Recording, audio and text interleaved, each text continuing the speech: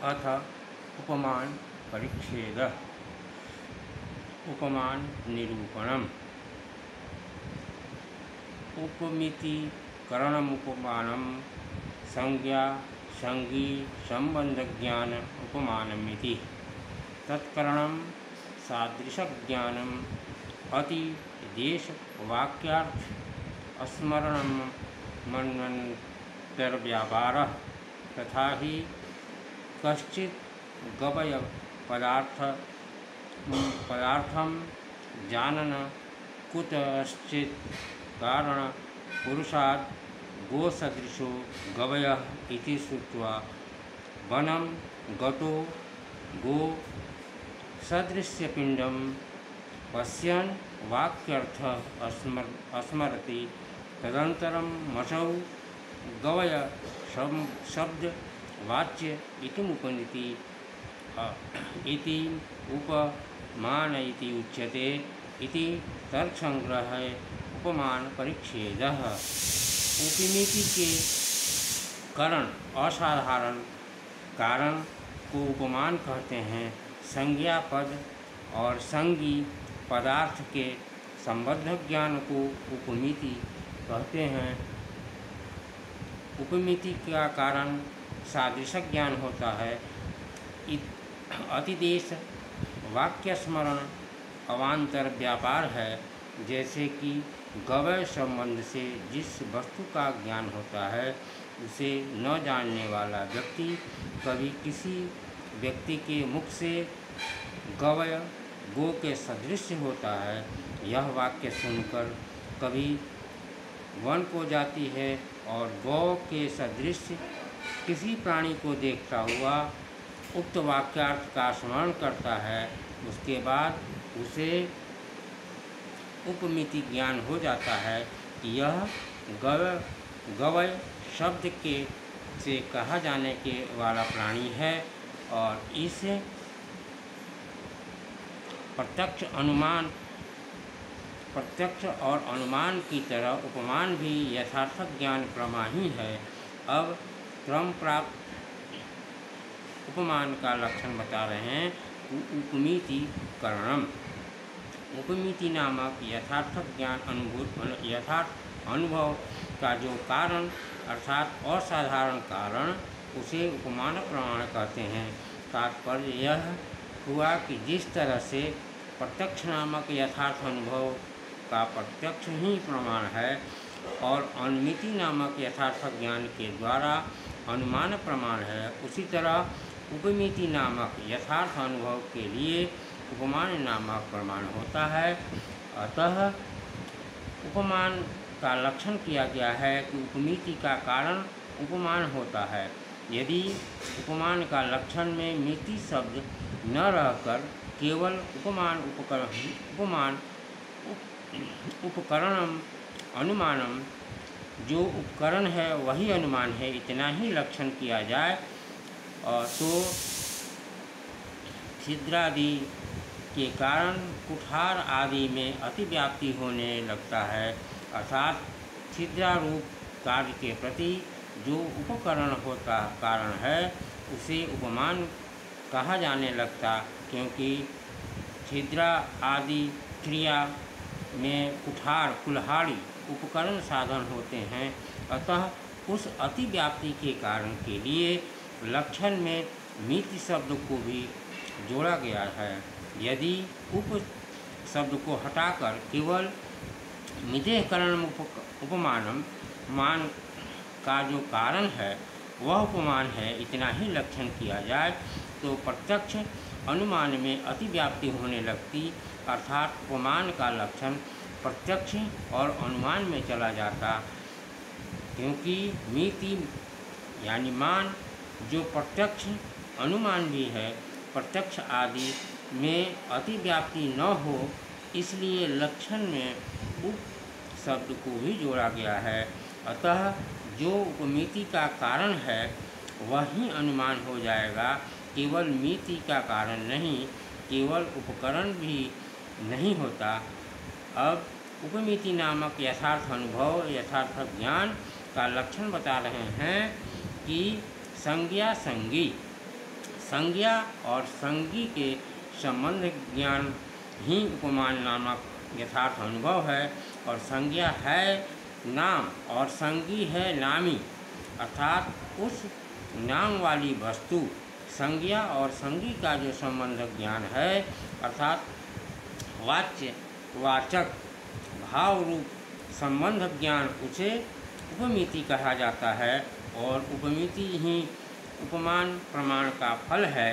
यदि संज्ञा संगी ज्ञान उपमिति, संज्ञा और संगी का ज्ञान इतना ही उपमिति का लक्षण होता तो अनुमिति आदि अतिव्याप्ति होने लगती, क्योंकि संज्ञा संगी ज्ञान तो अनुमिति आदि के द्वारा ही होता है। अतः उक्त अतिव्याप्ति के वारण के लिए संबंध शब्द का को भी जोड़ा गया। और यदि संबंध ज्ञान उपमिति, अर्थात संबंध ज्ञान को उपमिति है, इतना ही लक्षण हो तो संयोग आदि में भी अतिव्याप्ति होती, क्योंकि संबंध ज्ञान जो संयोग आदि का भी होता है, हो सकता है।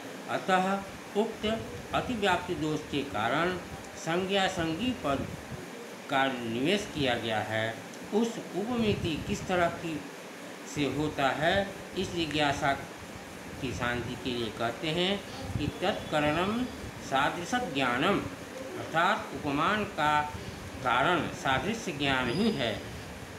वो सादृश्य विशिष्ट पिंड ज्ञान ही उपमिति का कारण है। यह उसकी तरह है। यह अतिदेश व्याप्त है वाक्य है और अतिदेश वाक्यार्थ का स्मरण व्यापार है। उपमिति उसका फल है। गो के सदृश गवय होता है। तात्पर्य यह कि जिसके गवय पद में बहुत बार सुना है, किंतु गवय शब्द वाच्य मृग विशेष को कभी भी नहीं देखा है, उस व्यक्ति ने कदाचित अरण्यवासी लोगों के मुख से सुना था कि गोदृश गवय होता है। ऐसा सुनने वाला वह व्यक्ति कदाचित अरण्य में गाय और उस अरण्य व्यक्ति के द्वारा कथित अति देश वाक्यार्थ स्मरण करता हुआ गोद सदृश मृग विशेष को देख लेता है। उसे यह ज्ञान हो जाता है, अयमेव मृग विशेषो गवय पदवाक्य, अर्थात यह ही मृग विशेष गवय पद से कहा जाने वाला पदार्थ है। इस तरह के ज्ञान को ही उपमिति कहा जा गया है। और उपमिति भी यथार्थक ज्ञान ही है और उसका फल उपमान है। गो सदृश गवय, अर्थात गो सदृश गवय होता है। यह वाक्य गवय पद संज्ञा है और गवय मृग संगी, इन दोनों का संबंध ज्ञान और गवय पद का गवय मृग अर्थ है। इस तरह ज्ञान उपमिति है। और अरण्यक जन के द्वारा कथित गो सदृशो गवय, यह अतिदेश वाक्य है। और अरण्य में गो सदृश मृग के दर्शन से उत्पन्न जो गवय में गो सदृश ज्ञान है, उसे उपमिति का कारण उपमान नामक प्रमाण है। उस समय हुए अतिदेश वाक्यार्थ का स्मरण व्यापार है। इस तरीके से सादृश्य ज्ञान में अति वाक्यार्थ द्वारा उपमिति हो जाती है और उस उपमिति का कारण असाधारण कारण ही है और उपमान नामक प्रमाण होता है। यह उपमान 3 प्रकार का होता है।